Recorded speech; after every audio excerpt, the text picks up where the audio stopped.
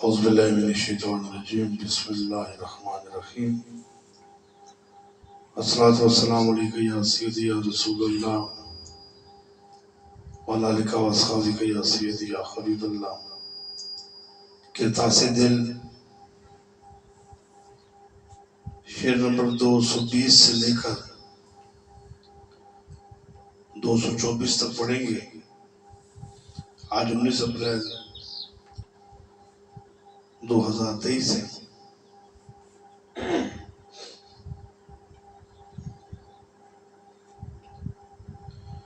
گفت شنیداں گفت شنیداں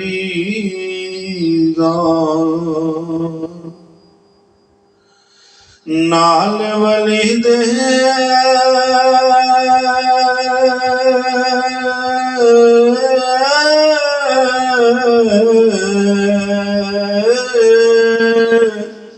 روشن کردہ ویڑا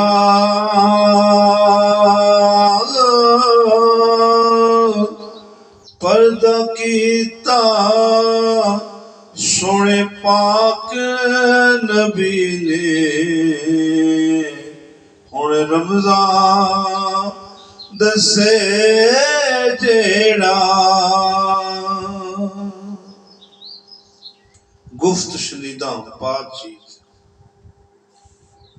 گفت شنید ایسی بات چیت جس میں ذات کی بات بھی کی جائے اور ارد گرد کی ماحول کی بات بھی کی جائے اور ایسی بات کی جائے جس میں اخلاص زیادہ ہو۔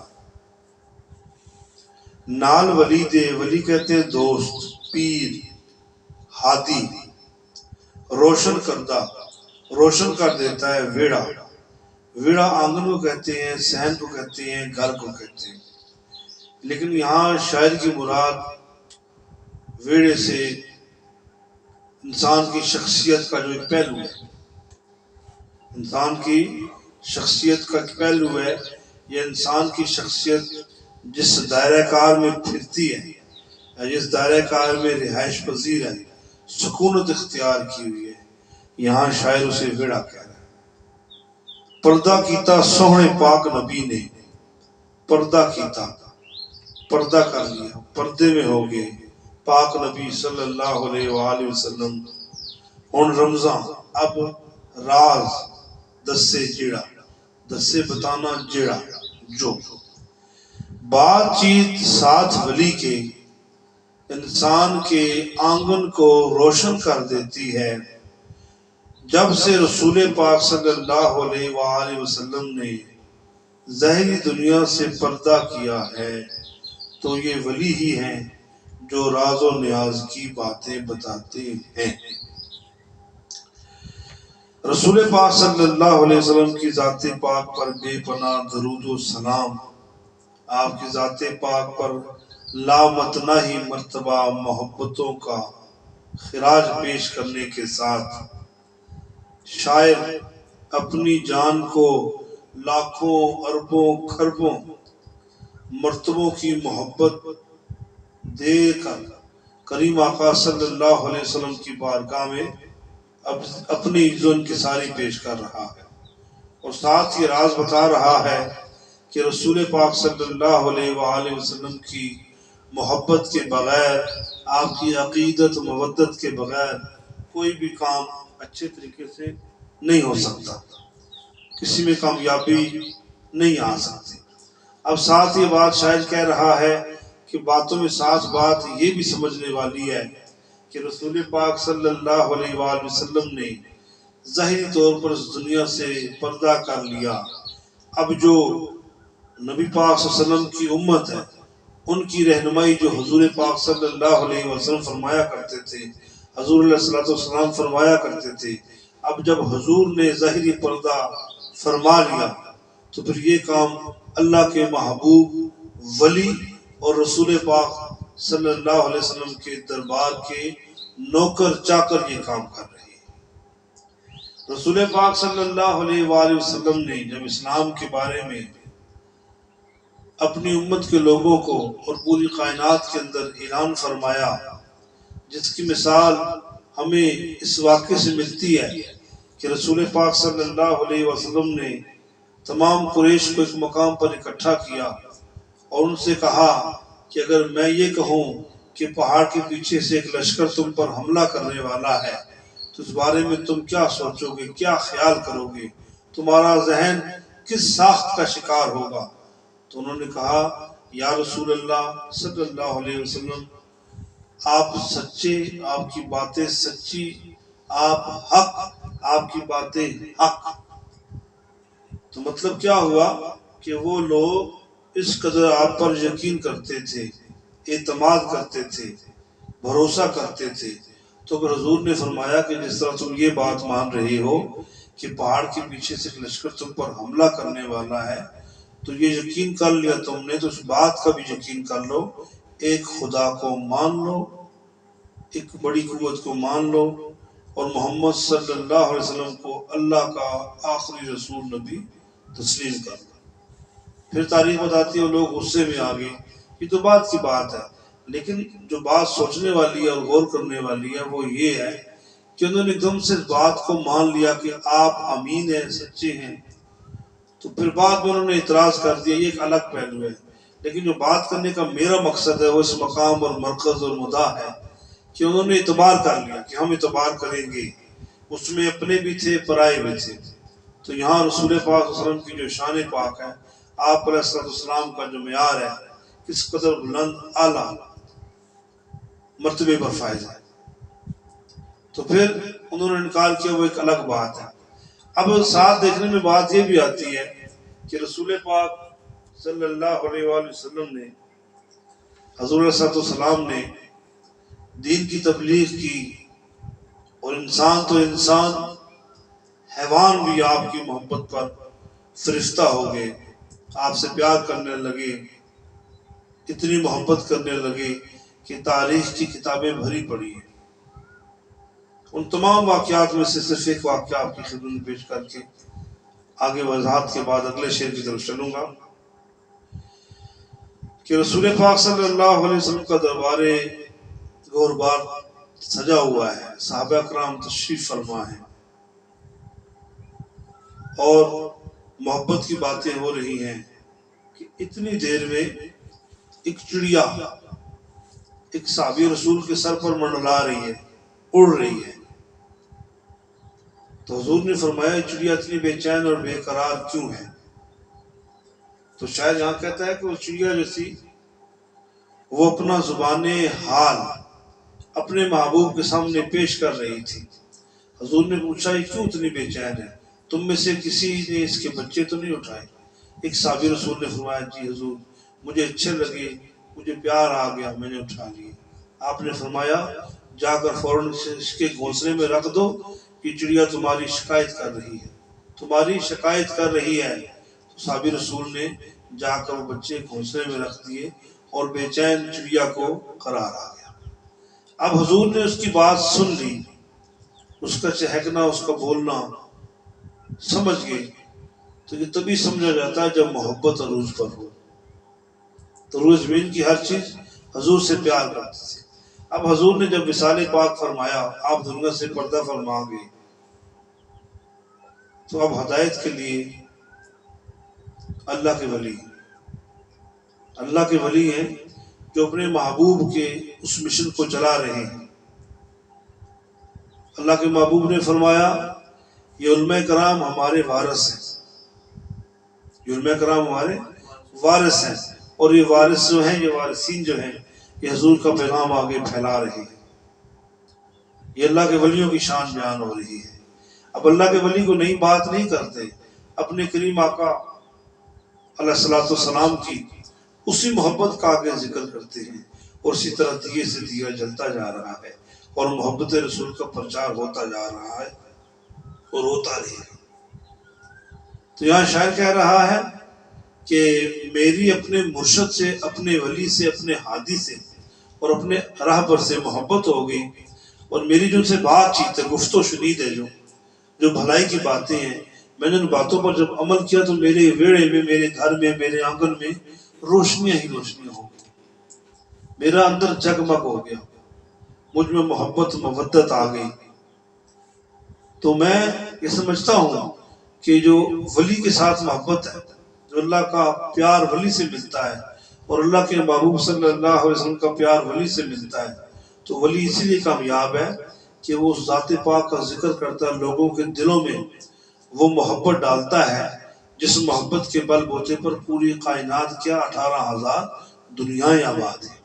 تو یہاں شاعر کہتا ہے کہ وہی محبت ہے پاک نبی صلی اللہ علیہ وسلم کی، اور اسی محبت کی جو راز کی باتیں، جو رمز کی باتیں ہیں، وہ اللہ کے ولی یعنی محبوب پاک علیہ الصلوۃ والسلام کے در کے جو چاکر ہیں، جو نوکر ہیں، وہ بتاتے ہیں. کیونکہ حضور تو پردہ فرما گئے اور حضور کا مشن تو نہیں رک سکتا، قیامت کی صبح تک جاری رہے گا. تو یہ کام اللہ کے ولی کر رہے ہیں، محبوب کی بارگاہ کے نوکر. اگلا شعر ہے جی، شعر نمبر 221. بس کر سجنا،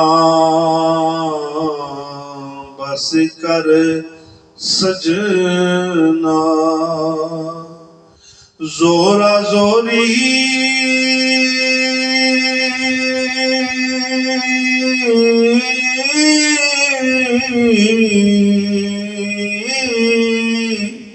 اے وقت متا ٹر جاوے،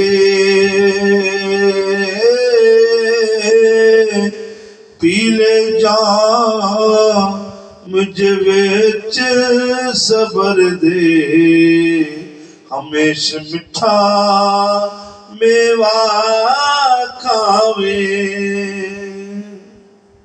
بس کر سجنا زورا زوری،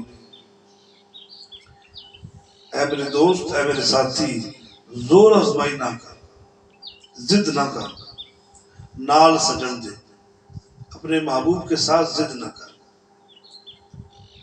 اپنا جو تیرا ایک شخصیت کا کمزور پہلو ہے اسے دبا اور محبت کو بلند کر. ساتھ سجن کے، اپنے محبوب کے ساتھ. سجن کون ہے؟ یہاں پر جو فی زمانہ دنیا میں جو سجن ہے وہ مرشد ہوتا ہے، مطلب مرشد سے ہو کر محبوب علیہ الصلوۃ والسلام کی بارگاہ میں پہنچتا ہے. مت وقت متا ٹر جاوے، یہ وقت گزر جائے گا، یہ نو وقت گزر جائے گا. بس کر سجنا زورا زوری، نال سجن دے، یہ وقت متا ٹر جاوے، وقت نکل جائے گا. یہاں زورا زوری سے مراد بحث نہیں ہے، یہاں زورا زوری سے مراد ہے کہ توجہ نہ دینا، پہنچنا حاصل کرنا، محبت میں پورے نہ اترنا. یہ زور آزمائی چھوڑ دے، ساتھ سجن کے اپنے مرشد ہاتھی کے ساتھ چھوڑ دے، نہ کہ زور زبردستی کا. جب وہ مرشد دیتا ہے وہ لے لے، اور جسے مرشد منع کرتا ہے وہ چھوڑ دے. مزید وضاحت آگے جب بات چلے گی تو کریں گے. تو اپنے محبوب کے ساتھ زور آزمائی نہ کر، وقت ضائع نہ کر، پیلے جام جو وچ صبر دے. اگر تیرے اندر صبر آ گیا، تو نے صبر کا جام پی لیا، پھر ہمیشہ میٹھا میوہ کھاوے، پھر تمہیں ہمیشہ میٹھا میوہ ملے گا. اب مرشد کے پاس صبر کیا ہے؟ اب پورا ترجمہ، بس کر بندے زور زبردستی یا زور آزمائی نہ کر یا وقت ضائع نہ کر. یہ وقت چلا جائے گا، نکل جائے گا تیرے ہاتھ سے. تو پی لے جام، تو پی لے صبر والا جام، اور ہمیشہ تجھے میٹھا میوہ ملے گا. یہاں پر شاید بڑی مزے کی، بڑی خوبصورت طریقے سے، بڑے اچھے انداز سے ایک بات مریدین کی کانوں تک پہنچا رہا ہے. کہہ رہا ہے کہ اپنے محبوب کے ساتھ زورا زوری نہ کر. وہ زورا زوری کیا ہے؟ یہ بات سننے والی ہے. وہ زورا زوری یہ ہے کہ جب کوئی مرشد کوئی بات بتائے، کوئی حکم صادر فرمائے، تو اس سے کر گزر، اسے دیر نہ کر. جو بات تیرا مرشد، پیر، ہادی، استاد بولے وہ بات کر لے. وہ کیوں؟ یہ نہ وقت گزر جائے، پھر یہ ویلا ہی نہ آئے، پھر یہ وقت ہی نہ آئے. تجھے جو مرشد حکم دے وہ کر، اس میں دیری بالکل نہ کر. اب صبر اس چیز کا ہے، اور پھر تجھے میٹھا میوہ ملے گا۔ اب یہ سارا بات راز کیا ہے؟ اچھا، اب مرشد بولے نماز پڑھے تو وہ طرح طرح کی تعویلیں گھڑے، جی ایسے نہیں، ایسے ایسے نہیں، جی ایسے نہیں، ایسے کپڑے پلید ہے وغیرہ وغیرہ۔ مرشد کو وظیفہ دے وہ نہ پڑھے۔ جتنے عرصے میں مرید اپنے مرشد سے جڑا رہتا ہے اس کے لیے ایک اسپیسیفک ایک ٹائم فریم ہوتا ہے، اس کے اندر رہ کر اس نے فائدہ بھی لینا ہوتا ہے اور اپنی ذات کو ستھرا بھی کرنا ہوتا ہے۔ لیکن جو آج کل کا نظام بنا ہوا ہے، فلاں جگہ سے بیعت حاصل کرو، فلاں جگہ سے بیعت ہو گئے، فلاں جگہ سے بیعت ہو گئے، یہ ہو گیا وہ ہو گیا، اس طرح کر دیا اس طرح کر دیا، اور عمل نہ کیا تو بندے یہ وقت گزر جائے گا، یہ وقت گزر جائے گا، تیرے پلے کچھ نہ رہے گا۔ اور پیلے جام جے وچ صبر دے، اور اگر تیرے اندر صبر آ گیا، اب صبر دو طرح کا ہے، صبر دو طرح کا، صبر دو طرح کا، دو اقسام صبر کی۔ ایک صبر کی شکل ہے وہ یہ ہے کہ طالب علم محنت کرتا ہے، محنت کرتا ہے اور اچھے طریقے سے پڑھائی کرتا ہے، پڑھتا ہے اپنے امتحانوں میں کامیابی تک پہنچنے کے لیے۔ یہ جو سفر ہے نا اسے صبر کہتے ہیں، یعنی وہ پھل نیچے پھل کے خواہش میں ہے کہ اسے کل کامیابی نصیب ہوگی، اس کامیابی تک پہنچنے کے لیے یہ جتنی جدوجہد کرے گا یہ صبر ہے۔ ایک تو صبر کی قسم یہ ہوگی، اور دوسری صبر کی قسم یہ ہے کہ اس منزل پر پہنچنے کے لیے، اس مقام اور مراد کو پانے تک کے لیے راستے میں جتنی مصیبتیں، جتنی تکالیف اور جتنی آزمائشیں برداشت کرو گے اپنی اس کامیابی تک پہنچنے کے لیے، تو یہ صبر کی دوسری قسم ہے۔ ایک تو سفر کا ہے نا اور ایک پہنچنے کا ہے۔ میں مزید آسان کر دیتا ہوں۔ ایک طالب علم ہے،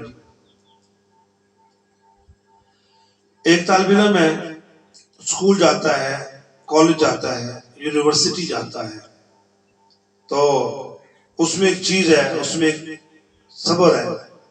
دو طرح کی اقسام ہے۔ ایک تو صبر یہ ہے کہ وہ اپنی اس کامیابی تک پہنچنے کے لیے جو محنت کرتا ہے، یہ اس دوران کا جو درمیانیہ ہے، درمیان حصہ ہے، اسے صبر کہتے ہیں۔ اور دوسرا وہ اس راستے میں پیش آنے والی مصیبتیں، ہرڈلز، وہ تمام تر تکالیف، یا تاکہ استاد کی سخت باتیں بھی، استاد کے حکم وہ بھی، دونوں چیزوں پر جب عمل ہوگا، صبر اول اور صبر دوئم پر جب عمل ہوگا تو کامیابی ضرور قدم چومے گی، کامیابی ضرور قدم چومے گی۔ اب یہاں بات توجہ سے سنیے گا، کامیابی قدم چومے گی تو چیز وہی قدم چومتی ہے جو نیچی ہو، تو کامیابی کی حضرت انسان کے سامنے کوئی وقت نہیں ہے۔ پھر جب انسان اس میدان میں انسان قدم رکھتا ہے تو وہ کامیابی قدم چومتی، یہاں پتہ چلتا ہے کامیابی کا معیار، مقام، مرتبہ انسان سے بہت چھوٹا ہے، تبھی تو قدم چومتی ہے۔ تو یہاں شاعر کہہ رہا ہے کہ اگر تیرے اندر صبر آ گیا نا، تو نے محنت کر لی نا، اپنے ہادی مرشد کی باتوں کو مان لیا نا، تو پھر تو کل موجیں ہی موجیں کرے گا، تجھے میٹھا میوہ ملے گا، میٹھا میوہ ملے گا، تجھے بھی ملے گا، تیری روح کو بھی ملے گا۔ اب یہ بات سننے والی ہے۔ میٹھا میوہ تو کھانے پینے کسی چیز کو بولتے ہیں، لیکن یہاں میوے سے مراد کامیابی ہے، اور اس کامیابی پر جب آپ پہنچ جائیں اور اس کامیابی کو اگر آپ لطف اندوزی میں لیتے ہیں، آپ لطف اندوز ہوتے ہیں، تو اسے میٹھا میوہ کہتے ہیں۔ شعر نمبر 222، یہاں پر میرے کریم آقا کی شان بیان ہو رہی ہے۔ میم محمد، میم محمد، مراد والا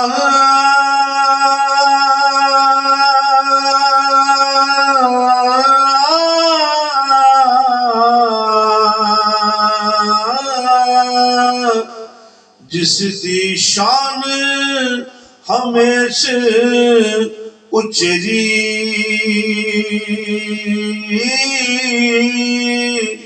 کل جہانا اندر باہر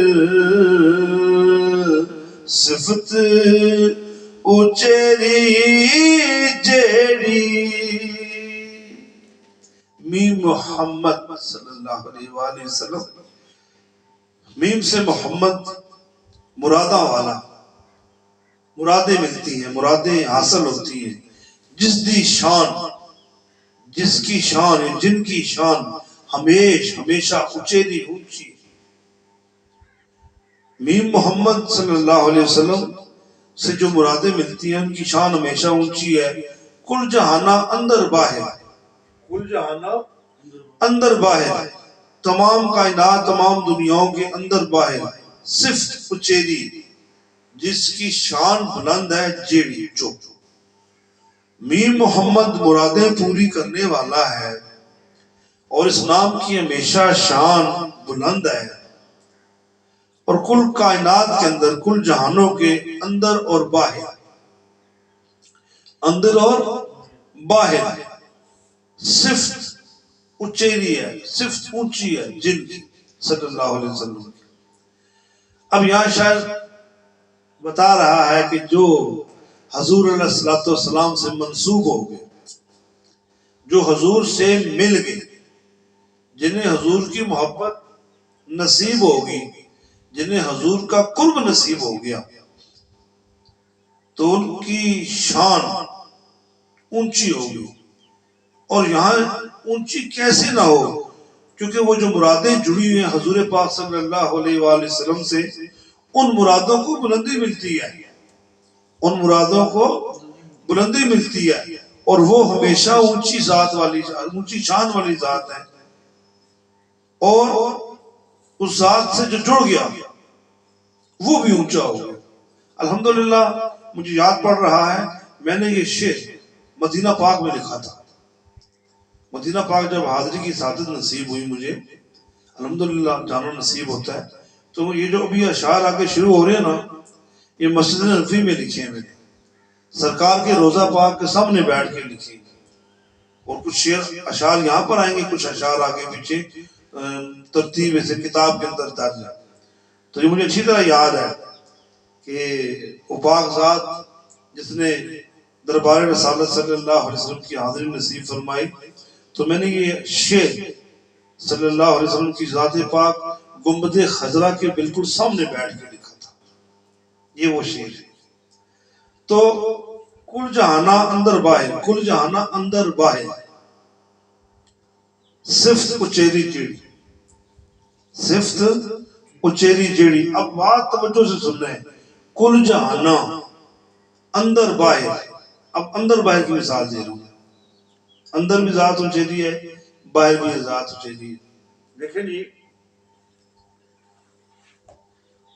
جو بندہ دنیا میں زندہ ہے،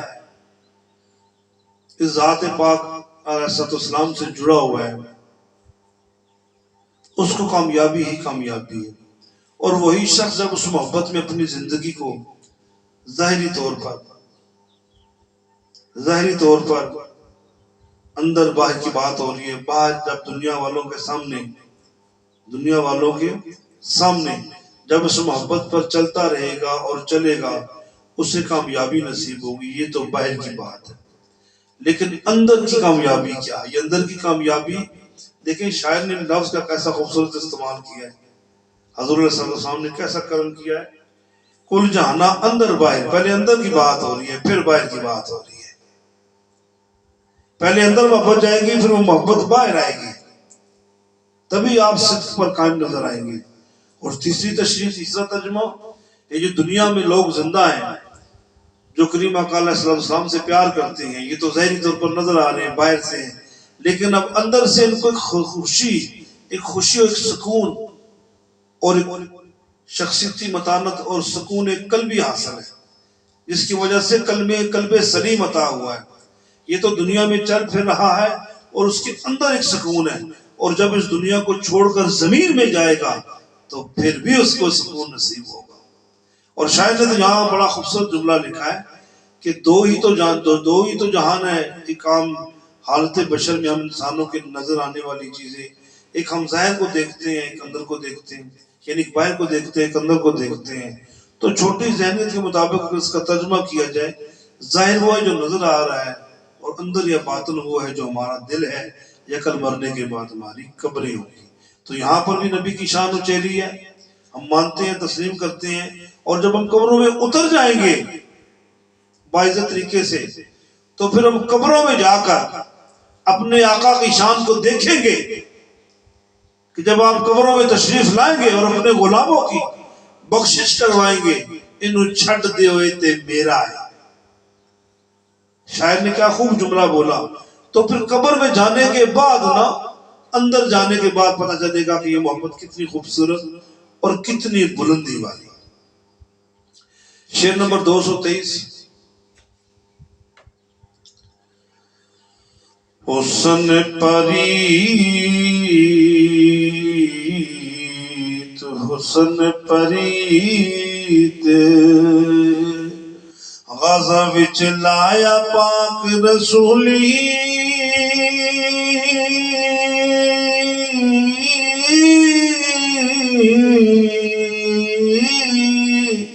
حسن پریت.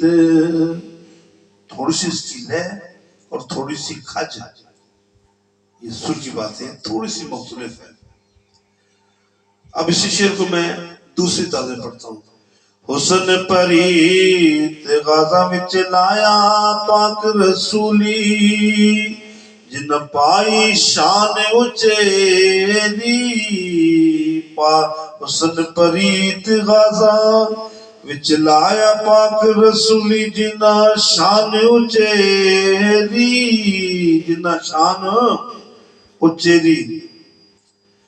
تک کے مکھڑا حسن دواما، تک کے مکھڑا حسن دوامی، لاٹا شبابا چیری.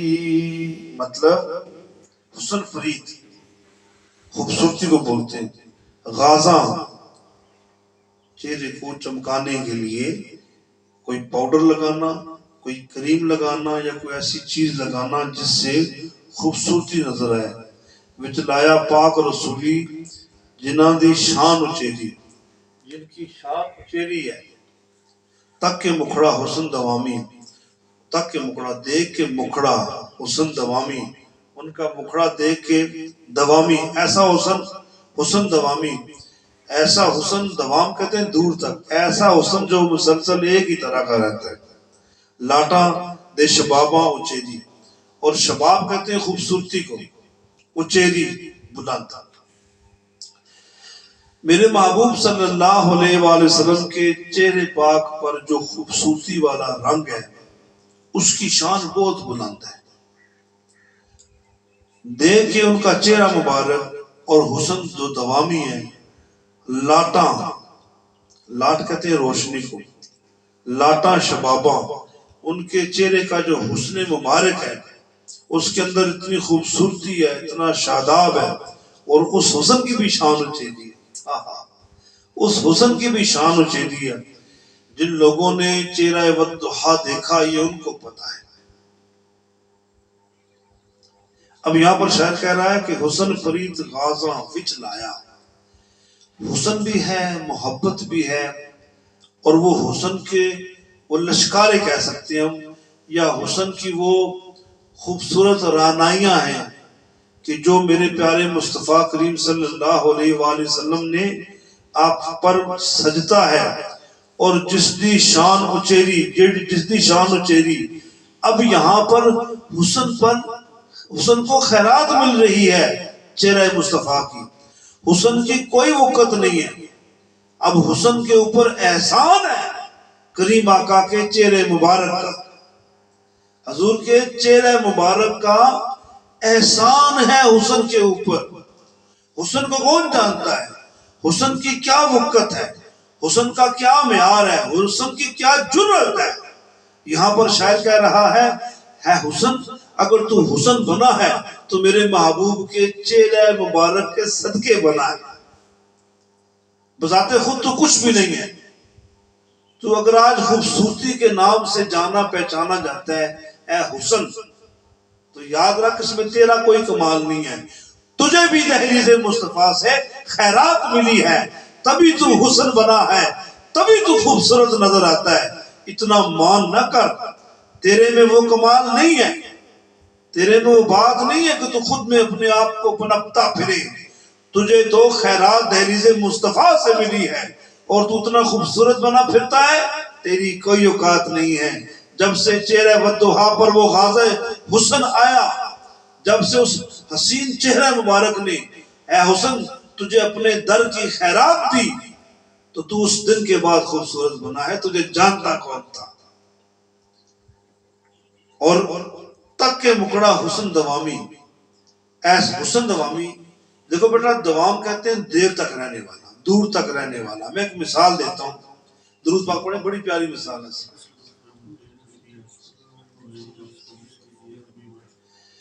ایسا حسن جو ماند نہ پڑے اسے حسن دوام کہتے ہیں. چھوٹی سی مثال میں دیتا ہوں آسان سمجھنے کے لیے. فی زمانہ اگر دیکھا جائے، ہر خوبصورت چہرہ بوڑھا ہونے کے بعد وہ خوبصورتی نہیں رہتی. پھول کھلتا ہے تو شروع میں اس کی شکل کلی کی ہوتی ہے، پھر پھول بنتا ہے، اور پھر اس کا پھول کا زمانہ عروج ہوتا ہے، پھر اس کے بعد زوال آ جاتا ہے. سوائے چہرہ مصطفیٰ علیہ الصلوۃ والسلام، سنیں توجہ سے، سوائے چہرہ مصطفیٰ صلی اللہ علیہ وآلہ وسلم کی صرف اس چہرے پاک پر حسن قائم تھا، ہے اور رہے گا. باقی سب حسن ماند پڑ گئے. حضور پاک علیہ الصلوۃ والسلام کے چہرے کا جو حسن ہے وہ حسن دوامی ہے. ایسا حسن ہے جو کبھی بھی کم نہیں پڑتا، جو کبھی بھی کم نہیں پڑتا. اس کے اندر عروج ہی عروج ہے. صحابہ کرام فرماتے ہیں کہ ہم کریم آقا کی بارگاہ میں جب بیٹھا کرتے تھے، آپ واز سمایا کرتے تھے، تو ہم آپ کے چہرے مبارک کو دیکھا کرتے تھے. آپ کا چہرہ اتنا شفاف کہ ہم آپ کے چہرے میں اپنے پیچھے کھجوروں کے پیڑ بھی دیکھ لیا کرتے تھے اور پیچھے صحرا بھی دیکھ لیا کرتے تھے. آپ کا چہرہ اتنا شفاف تھا. اسے کہتے ہیں حسن دوامی. اور آسان کر دیتے، اور آسان کر دیتے. ابھی ماشاءاللہ آپ احباب جتنے بھی یہاں تشریف فرمائے، آپ سب کے سب حسن کی بہاروں میں لہر بہر ہے. آپ ہیں، آپ ہیں. آپ کی آج کی موجودہ تصویر کھینچ لی جائے، آج کی آپ کی موجودہ تصویر کھینچ لی جائے، خوبصورت چہرے آپ کے ماشاءاللہ سب تصویر کھینچ لی جائے، وہ تصویر ڈبے میں، بکسے میں، صندوق میں سنبھال دی جائے. کل آپ بوڑھے ہو جائیں یا میری عمر کو پہنچیں تو آپ اس تصویر کو جب نکال کے دیکھو گے یا کوئی دیکھے گا تو وہ تصویر خوبصورت ہی نظر آئے گی نا. وہ تو اس زمانے میں بنی تھی. یہ ہے حسن دوام. تو میرے آقا علیہ الصلوۃ والسلام کا چہرہ مبارک حسن دوام تھا. ایک ایسا حسن جو ماند پڑا ہی نہیں، ایک ایسا حسن جو کمزور ہوا ہی نہیں، ایک ایسا حسن جس میں کوئی تغیر و تبدل آئی نہیں. وہ ایک حسن جاوید تھا اور حسن جاوید ہی رہا. اور وہ خوبصورتی جو تھی وہ ہے اور رہے گی، اور قیامت کی فجر تک، اس کے بعد تک. یہ چہرہ مصطفیٰ کی شان بیان کر رہا ہے یہاں پر. آگے جناب آج کی کلاس کا آخری شعر نمبر 224. عطر حضوری تر ضرور تر حضوری اتر حضوری ہر تھا پوری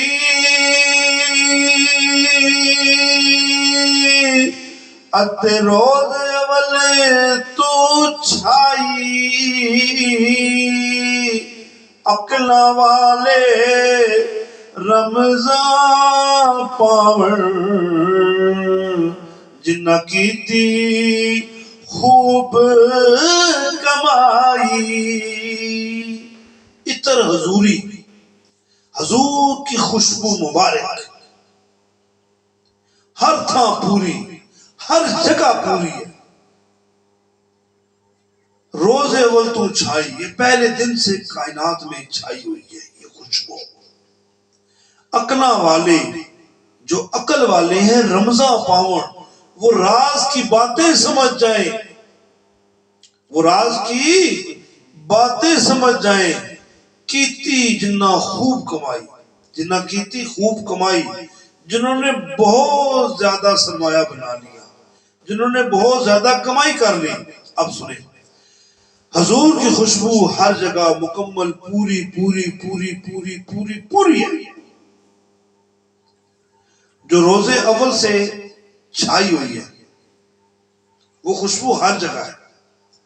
جو عقل والے لوگ ہیں، جو ذہن والے ہیں، جو تدبر کرنے والے ہیں، وہ راز کی باتیں پا ہی لیتے ہیں. اور جنہ کیتی خوب کمائی، جنہوں نے خوب کمائی کی ہے، جنہوں نے بہت کمائی کی ہے. اب جو حضور کا پسینہ مبارک ہے، حضور کا جو پسینہ مبارک ہے، اس کے بارے میں شاعر کہتے ہیں کہ جتنے بھی خوشبو والے پھول ہیں، ان سب کو حضور صلی اللہ علیہ وسلم کا پسینہ نصیب ہوا ہے.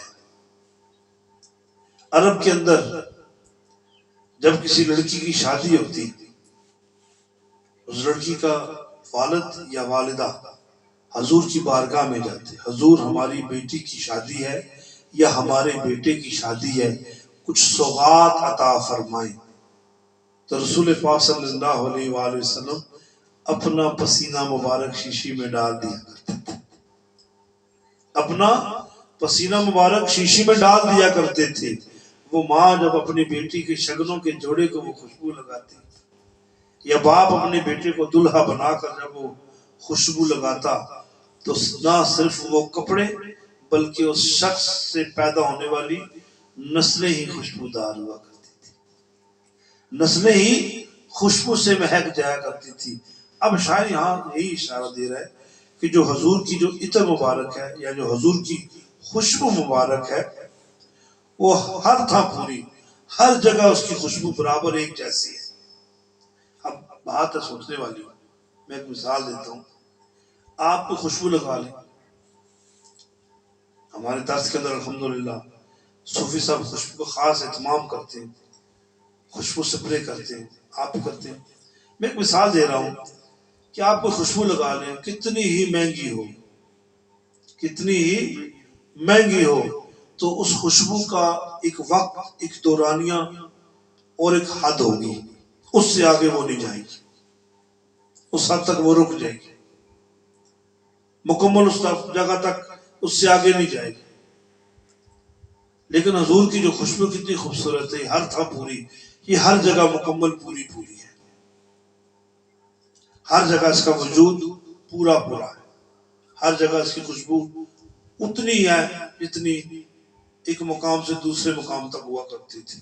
تو صحابہ کرام تو جب حضور کی تلاش میں نکلتے تو گلیوں سے خوشبو سونگ لیا کرتے تھے اور سمجھ آیا کرتے تھے کہ حضور کی طرف تشریف لے گئے. تو یہ وہ خوشبو تھی، یہ وہ خوشبو تھی، اور یہ ہر جگہ مکمل پوری. روزے اول تو چھائی، یعنی یہ رسول پاک صلی اللہ علیہ وآلہ وسلم کے زمانے سے پہلے زمانے جو گزرے ہیں، ان زمانوں میں یہ موجود ہے اور آج بھی موجود ہے. خوشبو کیا؟ خوشبو کیا جی؟ خوشبو. میرا ساتھ دیں، کیا؟ خوشبو.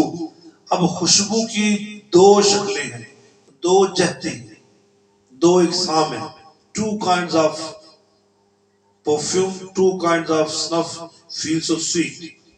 خوشبو، میٹھی خوشبو. وہ کیا ہے کہ دیکھیں، ایک خوشبو وہ ہے جو جسم سونگتا ہے، اور ایک خوشبو ہے جو روح سونگتی ہے.